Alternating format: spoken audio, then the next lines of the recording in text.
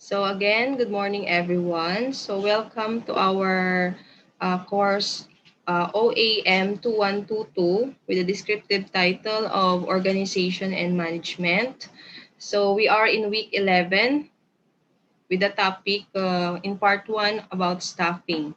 For the introduction about staffing, so staffing is an organizational function which consists of the process of acquiring, deploying, and retaining a workforce of sufficient quantity and quality to create positive impacts to the effectiveness of the organization. So staffing is one of the significant functions of management. And staffing is involves the building of the organizational workforce. So, so in the management, it is faced with the challenge of not only finding the right person for each job, but also to match the personnel with the jobs identified and to provide their long-range growth and welfare as members of the organization. And staffing is part of the process of management that is concerned with acquiring, developing, employing, appraising, remunerating, and retaining people so that the right type of people are available at the right position at the right time in the organization. So, in the simplest meaning of staffing, it is putting people to the jobs. So these are the topics that we are about to discuss. So about the definition and nature of staffing, the recruitment, selection, and training and development. So here, staffing is about filling and keeping filed positions in the organization. So there are different nature of staffing. So first, staffing is an important managerial function because staffing is part of the sub-function of organizing because there are actually 5 functions of management.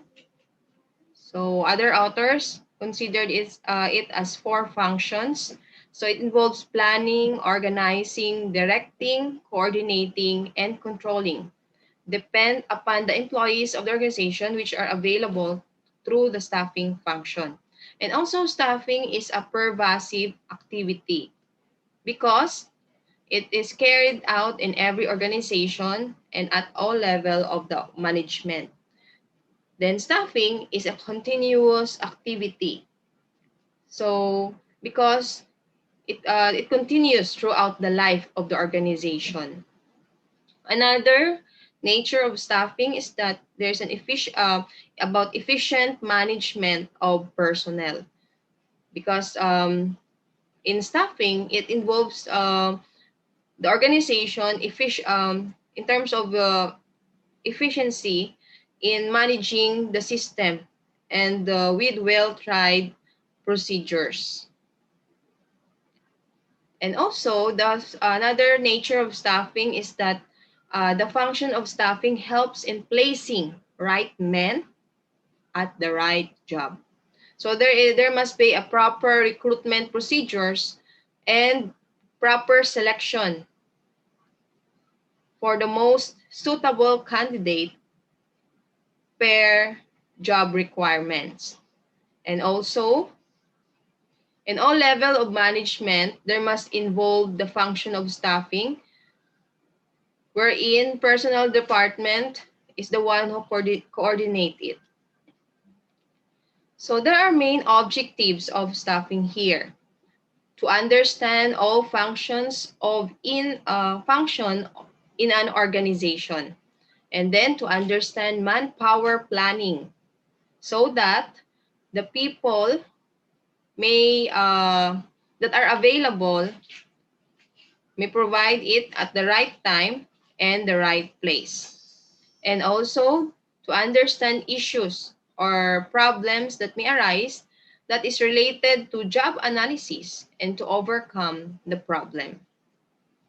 So there are importance. Why is it staffing is important in the functions of management? So staffing here improves or helps in discovering and obtaining competent personnel for various jobs. And also it helps in optimum utilizing the human resources. And it develops professionals in every field of organizational activity. And also with staffing, it improved the quantity and quality of the output through putting right person on the right job. Another is it helps in developing competencies in the organization to face the challenges. And also, staffing improve job satisfaction of employees, especially increasing their morale. It facilitates also higher productive performance of the organization by appointing the right man for the right job. And also it reduces the cost of manpower by eliminating the wastage of human resources. So it reduces the possible expenses that may incur by the company through putting employees in the right job. Also, it improves the job satisfaction of the employees. That's why there is a reduction in terms of the expenses on the side of the company. Another, it facilitates growth and diversification activities of the organization. And it provides the development of employees and ensure continuous survival and growth of the organization. So these are the steps in the process of staffing function. So in human resource planning, so it involves estimating the size and nature of the personnel required for the recruitment and selection of the best candidates to train, to induct, to reward, and to have a regular, effective communication with them. So first, in this process of staffing, there's a manpower involved here, wherein as a function of the HR is to get a there must be a manpower pooling in terms of vacancy. There's in terms of the need of vacancy in the organization. So manpower, and then after the next step is recruitment. So recruitment is acquiring um, applicants that may be suitable to apply in the specific job or specific job vacancy. And then we have the selection. So in selection, it's more of selecting the qualified or best personnel that is suited or qualified to the requirements. And then next, the placement on orientation. So it is after after selecting the best or qualified personnel to work in the organization. So that's the time that they are going to introduce in their department and provide a orientation for the newly hired personnel. And then after that, there is training involved. So training is about the HR as a function to provide a training program to the employees in order to enhance their skills and their skills in the specific fields. And we have next after training is the development. It's about learning of employees or personnel from the training. Then next, so after after the gain work experiences, a number of years of work experiences in that company organization, so there's a time that there is vacancy in a higher position, and that personnel may receive promotion based on his or her effort in his performance, in his or her performance. And then we have the transfer. So there is, after the promoting the personnel, there's a need to transfer in terms of his or her rank or level. At the same time, the transfer of transfer in another department or in another branch. Then after the transfer, there's appraisal, wherein that personnel need to evaluate his or her performance in his job, in his or her job. And then we have the remuneration. So after evaluating the performance of the employees, he or she is given an incentives that can be monetary basis, but there are companies also offer the in-kind incentives. Okay, so here, the explanation about the process of staffing.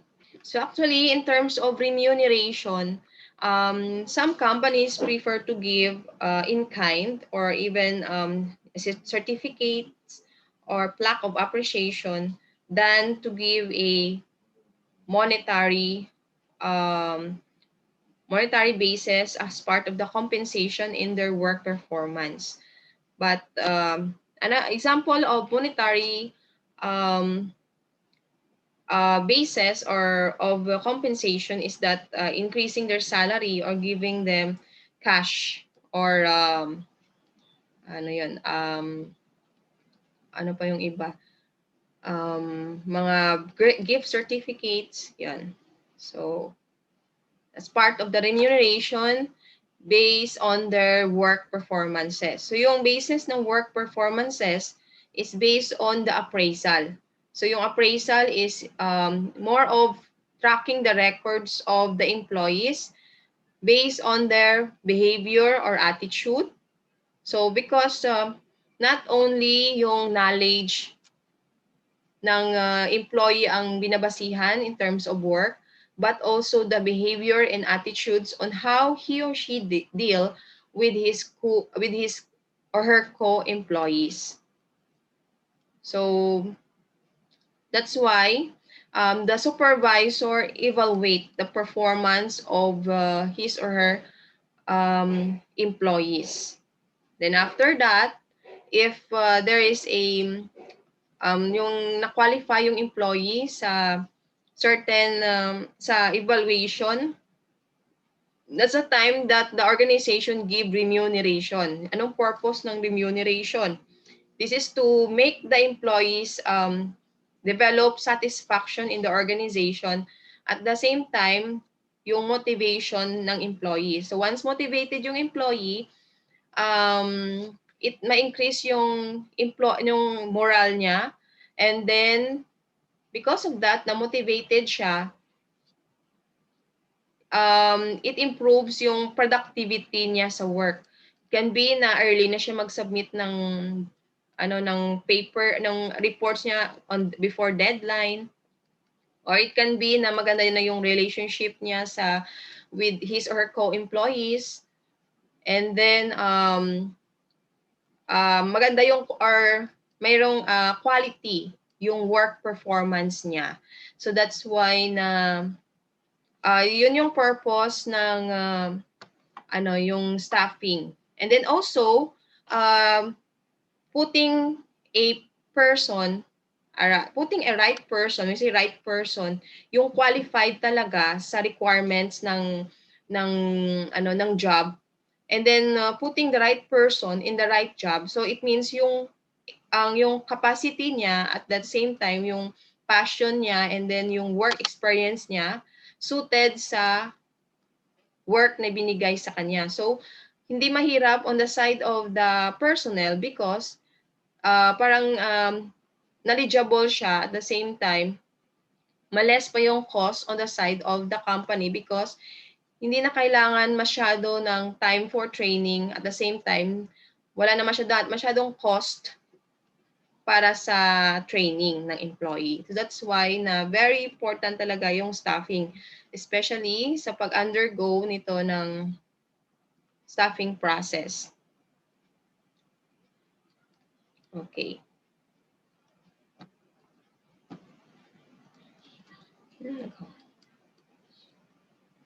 Okay, next. So here. So in the staffing, on the part 1, it's about yung focus natin dito is recruitment and selection. Because sa start pa lang uh, ng pag-choose ng right people, dapat sa recruitment process pa lang, naka-select na ng proper or ng right person. So here in the recruitment is about the process of attracting the appropriate number of qualified individuals to apply for vacant position in the organization.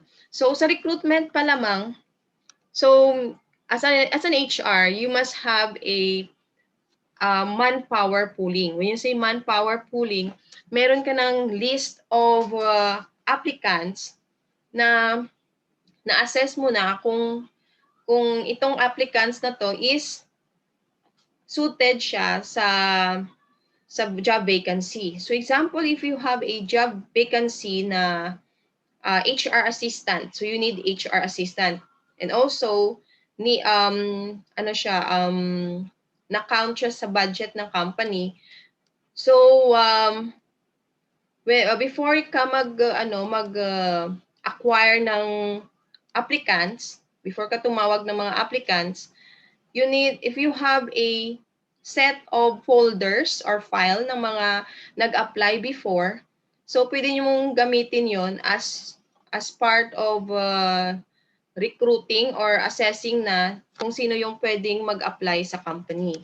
So you can check sa mga folder ng mga nag-apply before kung sino yung mga may business administration na, example, business administration na course, or those na may mga experience sa HR function, and then those na or may mga related sa course na, example, graduate ngayon ng Human Resource Management. So, yun yung i-contact mo. So, if you required na you need there's one vacancy sa HR assistant. So, anong gagawin mo as an HR? Kukuha ka ng 5 folder para i-contact mo yung employees na yon. Okay? So, in systematic recruitment, it requires job analysis and the identification of applicants for vacant position. Okay, so before you hire, there must be job analysis. Kung ano ba talaga yung need or yung required na job na for specific na position. So in recruitment, there is 3. So first, job analysis. So in job analysis, it is a procedure that is used to determining or collecting information relating to the operation and responsibility of a specific job. So it's because here, once na hindi ka nag-job analysis, so hindi ka maka-create ng job description and job specification na yun yung serve as a basis in qualifying the applicant in the specific job. So that's why, so you have as an HR, you have a job analysis, and then after na naka-prepare ka na ng job analysis, the end result is job description and job specification. So iba yung job description sa job specification. But if you notice, sa mga nagpo-post ng hiring, nilalagay na nila yung job description and job specification. So yung job description is more of the function at yung duties and responsibilities of a certain position, yung vacant position. So nilalagay doon, example, job vacancy, yung HR assistant, tapos nilagay yung yung duties and responsibilities. Then enumerate yung mga possible na gagawin ng or work ng HR. And then may reporting relationship kung saan siya magre-report or yung supervisor niya. And then also yung duty niya, yung schedule niya, it can be Monday to Friday or 6 days yung work niya. So 1 day na rest day, yan. So here, dito nilagay yung job description. And then yung job specification is about yung qualities or requirements na as a basis also to qualify the personnel or the person na nag-apply in a certain job. So in job specification, makita nyo doon sa, if makita nyo sa job posting, na yung job specification is example, a graduate, a four-year graduate of a bachelor of or business-related courses, or a graduate of psychology, or human resource management or human resource development management. And also, yung another pa ng job specification ng HR assistant can be has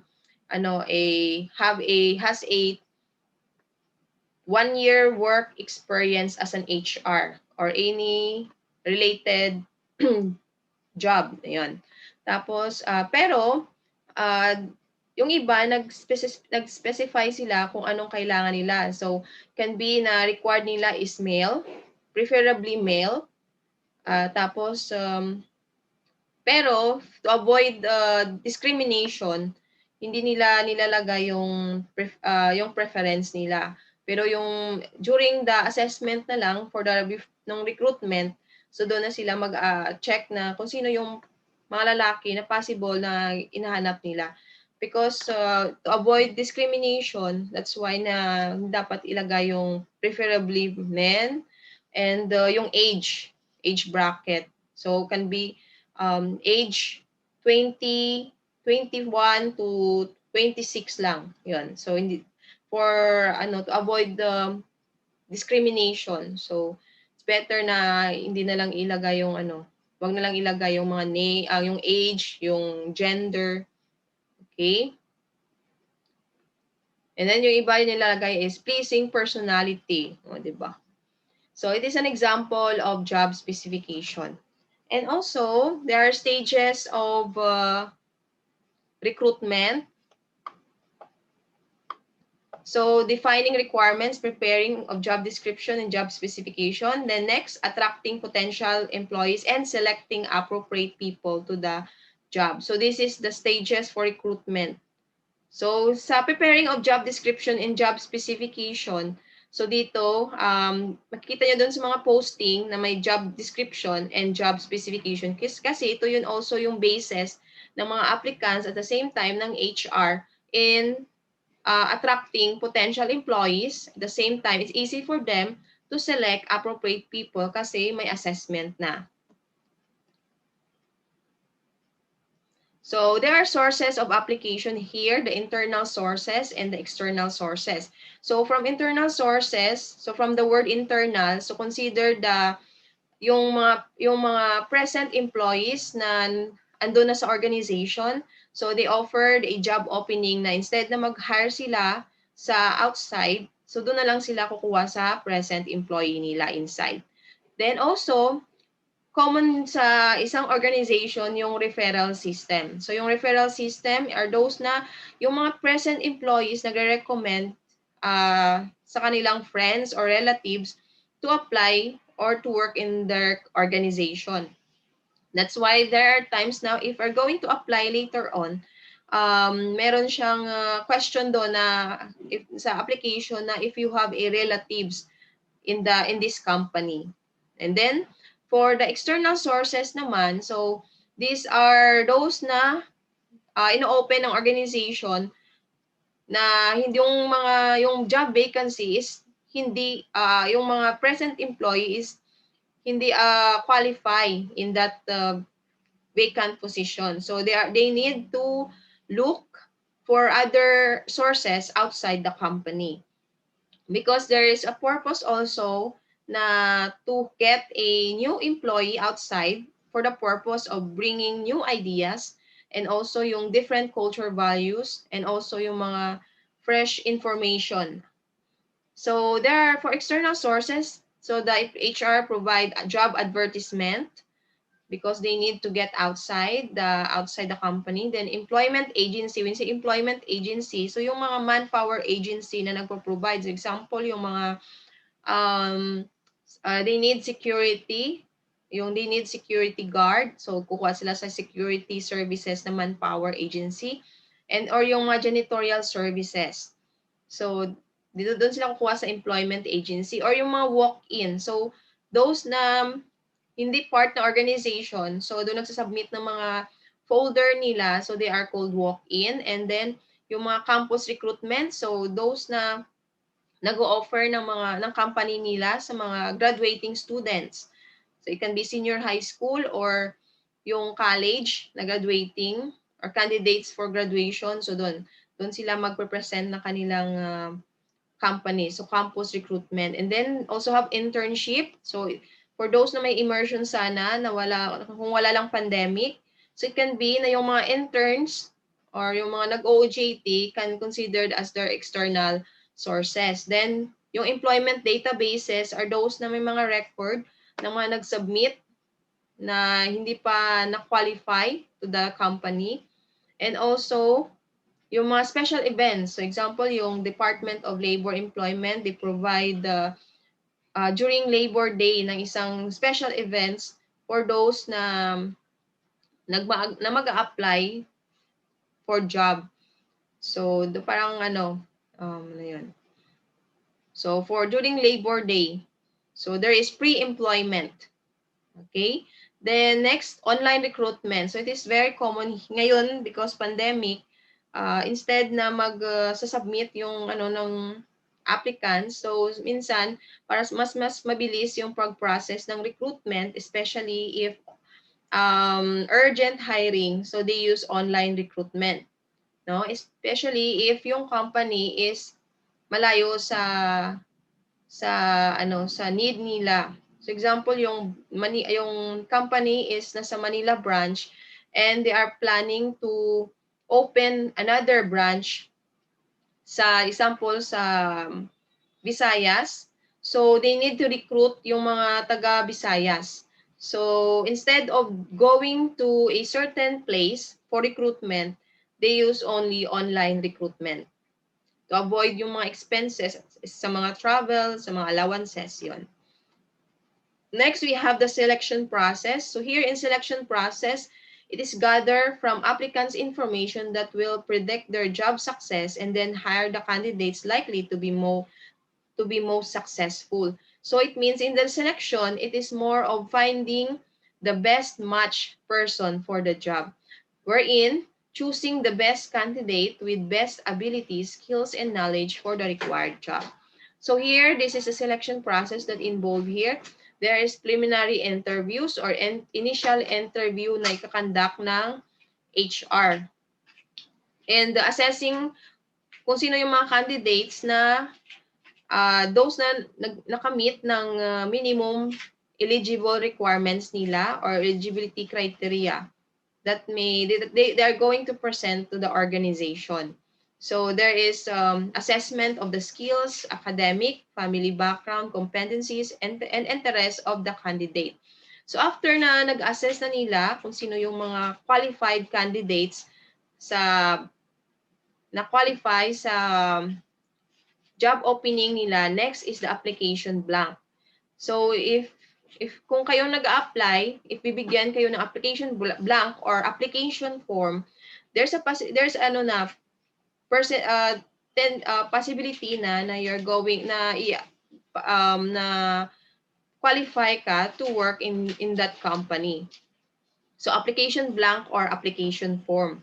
So in that application form, the candidates who pass the preliminary interview are required to fill the application form. These serve as a data record for the candidates as a part of their personal details such as age, qualification, reason for leaving of their previous job, and yung mga work experiences nila. And after the application form or application blank is the employment interview. So, in employment interview, it can be na yung mag-interview sa'yo is the supervisor or the manager. It can be na panel interview. So, yung iba, there are other companies na maraming interview. Maraming mga managers na mag-interview sa'yo, meron namang isang set lang ng interview pero panel interview siya. So there are different settings of employment interview. Then also, there are many tests na ma-encounter mo. And yung sa selection process, we have the written test. So yung written test includes yung mga aptitude test, intelligence test, reasoning test, personality test. And next, this is for the purpose to avoid biases. And then, we have the background testing. That's why on your resume, meron kayong part, yung last part is references because there's a need na may background check, i-background check kayo ng company. So dapat wala kayong mga criminal records or mga yung or to this yung purpose is to uncover damaging background information about you. So, and also to get factual information. And then we have the medical examination. So, it is very important also yung medical test because the company want to ensure na physically fit kayo to work in their company. So, anong purpose na yung ng employee na physically fit is also to avoid absences or to avoid or there's a possibility na if hindi kayo physically fit, so, may possibility na mag-result siya ng absenteeism. That's why, to reduce the cost on the side of the company, dapat physically fit kayo. So, to avoid or to decrease the chances of employee absenteeism or even tardiness. Then we have the final employment decision. So, after undergoing the different tests from the preliminary interview and the employment interview and all the tests here, that's the time for the management to decide kung sino yung i-accept nila or reject na application. And then this is the last part wherein mag-select na sila ng qualified applicants. And then they're going to evaluate all the result from the interview going to the test and for the final decision kung sino talaga yung pipiliin nila na to work in their company. So after the selection, we have the training and development. So training is about helping the employee acquire the right knowledge, attitude, skills, and habits to improve their current performance. So actually, if you are going to hire, meron na kayong work experience actually, except lang those na mga fresh graduate, pero they have knowledge based on their educational attainment. But then, there's a need also to improve the current performance of the employee. That's why the HR provide a training program that helps the employee to enhance and improve their skills and knowledge. And then next, development. This is about learning opportunities that designed to help employees grow. So that the development can be about their career path, development of their career path. Also, the training that based on their career path.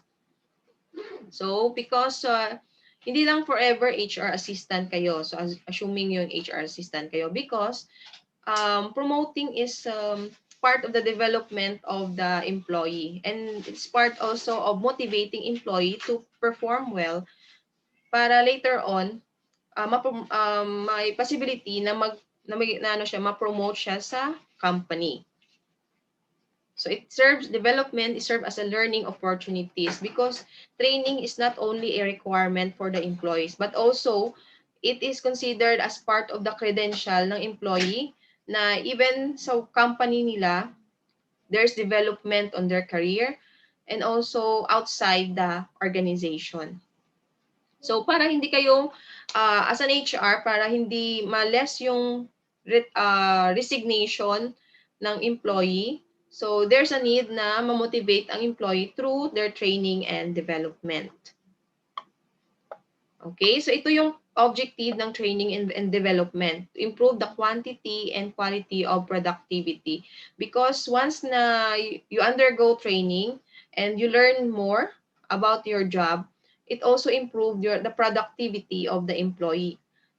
And also it enhanced or it develops their in the areas of their expertise. And also, we have the effectiveness in the present job. So, magiging effective sila because they are motivated to perform or to work well and create more favorable attitude, loyalty, and cooperation, di ba? If you are satisfied with your company, you are no longer create an idea na magta-transfer kayo to other company because you are satisfied with your company, and then also you develop cooperation. So because you love your company, became loyal, and you always help the company in improving or perform a good perform organizational performance. And then help employees in their personal development and advancement by helping them acquire additional qualification for a better job, and help organization respond to the dynamic market condition and changing consumer demands, and also they satisfy human resource planning requirements. So these are the objective of the training and development. So these are the importance of training and development. So you improve yung skills and knowledge, maganda yung productivity ng employees, there is job satisfaction, better use of resources. So because if hindi sila well trained, so maraming wastage in terms of the resources of the company.